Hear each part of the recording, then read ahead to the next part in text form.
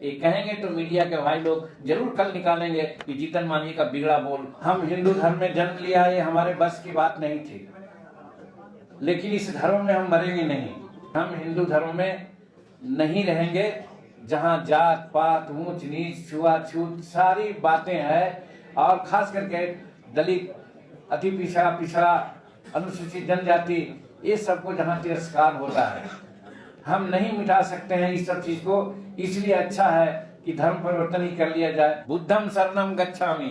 मनुवादियों ने ब्राह्मणवादी व्यवस्था ने हमको बांटा और हम बटे हुए हैं। हजारों जातियों में तो लोग बांट दिया है। हमारे बच्चे जब पढ़ने लगे, स्कूल जाने लगे, तो वो चालाक लोग प्राइवेट स्कूल खोल दिया और 10 लाख 20 लाख दे करके अपने बच्चों को वहाँ पढ़ा रहे हैं। और हमारे बच्चे यहाँ पर मार खाते हैं। वो कट ऑफ मार्क्स 90% होता है, लाता है 99% सीबीएसई में, और हमारे बच्चे बोर्ड में लाता है 80%, तो पीछे बैठ जाता है, पीछे रह जाता है। ये साजिश है सर, ये साजिश है। आज डर से हम एमएलए बनते हैं, एमपी बनते हैं, लेकिन डर से बोलते नहीं हैं। हमारे वोटर हैं, हमारी जनसंख्या है, लेकिन हमारी जनसंख्या कमजोर है, इसीलिए हम बात नहीं बोल पाते। और जो कम वोटर है उनका मुंह ज्यादा चलता है, वो हर जगह बोलते हैं और हम पर हावी हो जाते हैं। आजाद हैं राजनीतिक दृष्टिकोण से, लेकिन वास्तविक आजादी नहीं है। अटवाले साहब, हो सकता है महाराष्ट्र में स्थिति जो हो, लेकिन बिहार, उत्तर प्रदेश, मध्य प्रदेश, उड़ीसा, बंगाल में है, जहां हम 1000 जनसंख्या हमारी है, हमारा वहां पर पोलिंग बूथ हो सकता है, तो हमारे पोलिंग बूथ को, हमारे गांव को 2 भाग में बांट दिया जाता है। एक उधर कर दिया जाता है जहां ठाकुर साहब कब्जा कर लेते हैं, एक इधर किया जाता है यहाँ जायसवाल साहब कब्जा कर लेते हैं। इस तरह से हमारा वोटिंग पावर को, वोटिंग को, अधिकार को छीन लिया जाता है। यहाँ पर हमको कहने में कोई गरज नहीं। मैं समय हूँ।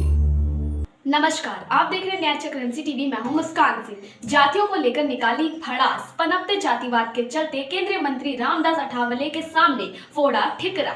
जीतन राम मांझी का कहना था कि 75 वर्षों के बाद भी जातिवाद हावी है, मगर सरकारें इस पर कोई कठोर कदम उठाने का नाम नहीं ले रही है। ये सब जातिवादी धर्मवादी सरकार की साजिश है, क्योंकि राजनीतिक रोटियां सिर्फ धार्मिक व जातिवाद के मुद्दे उछाल कर ही सेकी जा सकती हैं। ये वीडियो है बिहार के विधान परिषद सभागार का, जहां एक समारोह मनाया जा रहा था। उसमें दलित नेता कहे जाने वाले मोदी सरकार के मंत्री रामदास अठावले भी मौजूद थे। देखिए वीडियो में कि वरिष्ठ नेता जीतन राम मांझी क्या कह रहे हैं। हम 2 बात करना चाहते हैं, एक आपके लिए और दूसरा सरकार के लिए। बाबा भीमराव अंबेडकर साहब ने आपके लिए एक दिशा निर्देश देने का काम किया था, और वो था 1956 का। उन्होंने कहा था, हम हिंदू धर्म में जन्म लिया, ये हमारे बस की बात नहीं थी, लेकिन इस धर्म में हम मरेंगे नहीं। और हुआ यही। जब नागपुर में 5 लाख या कितने जनसंख्या के साथ बुद्धिज्म को उन्होंने अपनाया, तो उसके पीछे एक ही बात उनकी थी कि हिंदुस्तान या भारत की समृद्धि या इसकी एकता या इसकी सार्वभौमिकता तभी बने रहेगी जब जाति विहीन समाज की कल्पना हम करेंगे। तो इसीलिए उन्होंने हमको सीख दिया, हमको उन्होंने बताया करके। गांधी जी के बारे में कहा जाता है ना भाई कि गांधी जी करके बताते थे, किसी से कुछ कहते नहीं थे। तो उसी प्रकार से बाबा भीमराव अंबेडकर साहब ने भी करके बताया है आपको कि हम हिंदू धर्म में नहीं रहेंगे जहां जात पात ऊंच नीच छुआछूत सारी बातें हैं, और खास करके दलित अति पिछड़ा अनुसूचित जनजाति ये सबको जहां तिरस्कार होता है, हम नहीं मिटा सकते हैं इस सब चीज को। इसलिए अच्छा है कि धर्म परिवर्तन ही कर लिया जाए, और धर्म परिवर्तन उन्होंने किया। आज हम कहना चाहते हैं कि आज जय भीम हम करते हैं, लेकिन क्या हम युवाओं से कहना चाहते हैं कि हम उनके 1956 के बाद जब वो गए दुनिया से, तो क्या हम दलित लोग कम से कम, आदिवासी लोग कम से कम, क्या जाति विहीन समाज कल्पना करने के लिए कुछ किया? आज हम भी, मनुवादियों ने, ब्राह्मणवादी व्यवस्था ने हमको बांटा और हम बटे हुए हैं। तब फिर बाबा साहब का एक कहना तो बेकार न चला गया कि हम जाति विहीन समाज की कल्पना करते हैं और हम दलित हैं, हम कोई दलित में जो हजारों जातियां हैं वो नहीं है। हजारों जातियां में तो लोग बांट दिया है। डिवाइड एंड रूल अंग्रेजों का एक नीति थी जिसके तहत हमको देश पर शासन किया, और आज ब्राह्मणवादी व्यवस्था हम पर आज हावी है, मनवादी व्यवस्था आज हम पर हावी है, जिसके चलते हम बटे हुए हैं। तो हम सबसे पहले आज जब लोकतंत्र में जो हम लोग का दशा और दिशा की बात आती है तो हम लोग तो यही करना चाहेंगे कि बाबा ने जो हमको समझा करके, बतला करके, दिशा दे करके जाने का काम किया, आज पहला काम है हम उसको लागू करें, उसको हम ले चलें साथ। और खास करके दलित पैंथर का जो 50वां साल है, शायद यही उनका मकसद भी रहा होगा कि हम बाबा साहब के कामों को आगे बढ़ावें, जिससे हम दलितों का, आदिवासियों का हम कल्याण कर सकें। ये अपने लिए हुए, समाज के लिए हुए, और सरकार के लिए एक बहुत बड़ी बात है। अठावले साहब, इसके लिए हम आपसे मिलना चाहते हैं। हम डोर खटखटाना चाहते हैं 131 माननीय एमपीज का। हम डोर खटखटाना चाहते हैं हम 1000 एमएलएज का, कि जब 1932 में पूना पैक्ट पर दस्तखत हो रहा था, उसका प्रस्ताव जब आया था तो प्रस्ताव में था, बाबा साहब ने प्रस्ताव दिया था कि साहब हमारे लिए सेपरेट इलेक्टोरल दीजिए। आज हमारे ठाकुर साहब हैं, एक ग्रेजुएट कंकरेंसी को लीड करते हैं। इनका वोटर अलग होता है और वही वोटर एमएलए का भी होता है, तो डबल मतदाता सूची बनती है कि नहीं बनती है?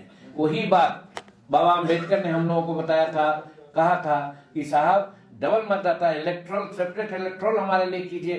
और नहीं तो आज होता है, आज डर से हम एमएलए बनते हैं, एमपी बनते हैं, लेकिन डर से बोलते नहीं हैं। हमारे वोटर हैं, हमारी जनसंख्या है, लेकिन हमारी जनसंख्या कमजोर है, इसीलिए हम बात नहीं बोल पाते। और जो कम वोटर है उनका मुंह ज्यादा चलता है, वो हर जगह बोलते हैं और हम पर हावी हो जाते हैं, इसलिए स्वीकार नहीं कर पाते। तो इसलिए सेपरेट इलेक्टोरल के लिए आंदोलन होना चाहिए। बाबा का कहा हुआ बात चली गई, वो जब पूना पैक्ट पर दस्तखत कर रहे थे तो उन्होंने कहा है, लिखा है कहीं, हम तो पढ़े नहीं भाई, लेकिन सुना है कि मैं दस्तखत कर रहा हूँ लेकिन मेरे आंख से आंसू बह रहे थे।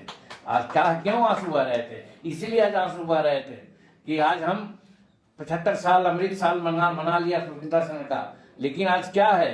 आज हम टिकट किसी से मांगते हैं। आज क्या है, हम आजाद हैं राजनीतिक दृष्टिकोण से, लेकिन वास्तविक आजादी नहीं है। ये कहेंगे तो मीडिया के भाई लोग जरूर कल निकालेंगे कि जीतन मांझी का बिगड़ा बोल कल हुआ है। लेकिन सही बात है, अठवाले साहब, हो सकता है महाराष्ट्र में स्थिति जो हो, लेकिन बिहार, उत्तर प्रदेश, मध्य प्रदेश, उड़ीसा, बंगाल में है, जहां हम 1000 जनसंख्या हमारी है, हमारा वहां पर पोलिंग बूथ हो सकता है, तो हमारे पोलिंग बूथ को, हमारे गांव को 2 भाग में बांट दिया जाता है। एक उधर कर दिया जाता है जहां ठाकुर साहब कब्जा कर लेते हैं, एक इधर किया जाता है यहाँ जायसवाल साहब कब्जा कर लेते हैं। इस तरह से हमारा वोटिंग पावर को, वोटिंग को, अधिकार को छीन लिया जाता है। यहाँ पर हमको कहने में कोई गरज नहीं है, लेकिन इस चीज को आज तक हम लोग नहीं समझ पाए और इसके लिए कोई नहीं बोला। पार्लियामेंट में भी शायद नहीं की आवाज उठती है। इसलिए हम, आप मुखर वक्ता हैं, आप सेपरेट पार्टी चला रहे हैं और आप इतना अच्छी बात, गंभीर बात ऐसे लहजे में कर देते हैं कि जिसके लिए कहते हैं वो भी हंसता है। तो ये आपकी विशेषता है। इसीलिए मैं कहना चाहता हूँ कि मैं दिल्ली, हम आते हैं और आपसे संपर्क करेंगे। हम समझते हैं कि पार्लियामेंट में हम लोगों को सेपरेट इलेक्टोरल के लिए मांग करना चाहिए, नहीं बल्कि आंदोलन करना चाहिए। आज दलित पैंथर है, आज आप छावनी बनाते हैं, तो छावनी बनाने का काम भी यही हो कि हम, हमारे लिए सेपरेट इलेक्टोरल दे दो भैया, हम अपने लोगों को चुनेंगे, हम अपना काम करावेंगे, तुम अपना अलग काम करते रहो। और नहीं तो आज 75 साल में यही हालत हुआ, यही हमारी दशा और यही हमारी दिशा। इसीलिए हम कहना चाहते हैं कि हम बाबा साहब की बात को नहीं माना। दूसरी बात है, ठीक ही आपने कहा और हम सब लोग जानते हैं, बुद्ध धर्म को अपनाने के पीछे उनका क्या मामला था। बुद्ध धर्म में भगवान बुद्ध ने ही कहा है, बुद्धम शरणम गच्छामि। बुद्धम शरणम गच्छामि का क्या मतलब है? शिक्षा प्राप्त करो, शिक्षित हो पहले। और वही नारा बाबा भीमराव अम्बेडकर ने भी दिया कि शिक्षित बनो, और शिक्षित बनने का एक फार्मूला भी दिया बाबा साहब ने। आज कोई आंदोलन उसके लिए नहीं हो रहा है वाले साहब, इसका हमें दुख है। वो कहा था कॉमन स्कूलिंग सिस्टम होना चाहिए, राष्ट्रपति का बेटा हो या भंगी का संतान, सबको शिक्षा एक समान। इसकी लड़ाई क्यों नहीं हो रही है?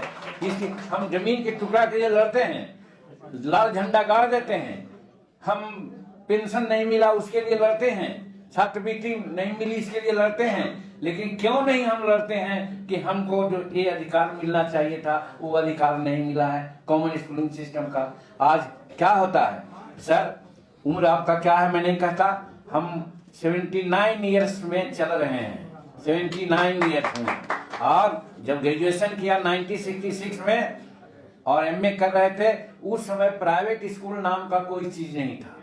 काहे नहीं था? आपको इसको सोचना चाहिए, इसलिए कि उस समय सभी तबके के लड़के सब लोग पढ़ते थे सरकारी विद्यालयों में, और हमारे जो शेड्यूल कास्ट के लड़के थे, अति पिछड़ा के लड़के थे, गरीब के लड़के थे, वो स्कूल नहीं जाते थे। 12% का 15% सीजन था, हमारे लोग नहीं जाते थे, इसलिए अपने काम में लगे रहते थे। और उसके बाद जब हमारे बच्चे जब पढ़ने लगे, स्कूल जाने लगे, तो वो चालाक लोग प्राइवेट स्कूल खोल दिया और 10 लाख 20 लाख दे करके अपने बच्चों को वहाँ पढ़ा रहे हैं, और हमारे बच्चे यहाँ पर मार खाते हैं। वो कट ऑफ मार्क्स 90% होता है, लाता है 99% सीबीएसई में, और हमारे बच्चे बोर्ड में लाता है 80%, तो पीछे बैठ जाता है, पीछे रह जाता है। ये साजिश है सर, ये साजिश है। इस साजिश को समझना चाहिए हम दलित पंथ के लोगों को और हम शेड्यूल कास्ट के लोगों को। इसे ज्यादा नहीं हम कहेंगे, अध्यक्षीय भाषण ज्यादा नहीं होता है, लेकिन ये 3 बात हम जरूर कहेंगे, चूंकि आप जुआ हैं, आप ही पर भविष्य है, और अगर मानते हैं इस बात को, तो हम लोग का तो अंतिम दिन हो गया। कितना दिन रहेंगे कह नहीं सकते हैं, लेकिन आप लोगों को चलाना है, आप लोगों को देखना है। मैं कह के जाता हूं कि जब तक कॉमन स्कूलिंग सिस्टम नहीं होगा, जब तक सेपरेट इलेक्टोरल नहीं होगा, जब तक जाति विहीन समाज नहीं बनाओगे, तब तक हम लोगों का विकास 75 साल में नहीं हुआ, आगे भी 75 साल यही स्थिति रह जाएगी। इसलिए ये 3 बेसिक मुद्दा है, इस पर लड़ाई, इसको जन आंदोलन करना चाहिए। इसके लिए हम लोगों को सड़क से संसद तक के लड़ाई करनी चाहिए। अगर ये हम करेंगे तभी हमारा विकास होगा, तभी हम आगे बढ़ेंगे, और नहीं तो हम लोग इसी तरह से पड़े रहेंगे। तो आज के दिन में हम यही 3 बात कहना चाहते हैं, और ये 3 बात को लेकर के हम दिल्ली भी आना चाहते हैं, आप लोगों से मिलना चाहते हैं, और कहना चाहते हैं ये आंदोलन को जन आंदोलन बनाया जाए, तभी हम दलितों का विकास होगा, तभी बाबा भीमराव अम्बेडकर का सपना साकार हो सकता है, और नहीं तो आसन भाषण चलते रहेगा। इन्हीं चंद शब्दों के साथ हम सभी लोगों का बहुत बहुत शुक्रिया अदा करते हैं, खास करके अठाले साहब का। इनका एकदम अनुभवपूर्ण बातों को हम लोगों ने सुनी, और आप लोग यहाँ पर आए, इतना देर से सुने। इसमें एक कई हम कहना चाहते हैं कि एक प्रोफेसर के नजदीक में एक शिक्षक गए पीएचडी करने के लिए, और वहां पर वो बैठे रहे, बैठे बैठे 6 महीना हो गया। तब कहता है लड़का कि सर हम पीएचडी करने के लिए आपके पास आए हैं, 6 महीना हो गया, कुछ आप नहीं बताए। तो कहेंगे अब तुम पीएचडी कर लिया इसलिए कि तुमको बैठने की सलाहियत हो गई। तो आज आप 6 घंटा से बैठे हुए हैं इन मुद्दा को सुनने के लिए। हमको विश्वास है अठवाले साहब की बात, और हम जो 2-3 सूत्र बनाया, इस चीज को आगे बढ़ाने के लिए आप जरूर आगे बढ़ेंगे, तभी दलित पंथ का काम बढ़ेगा, तभी हमारा दशा दिशा लोकतंत्र में ठीक होगा। यही मैं कहना चाहता हूँ। बहुत बहुत धन्यवाद, बहुत बहुत शुक्रिया।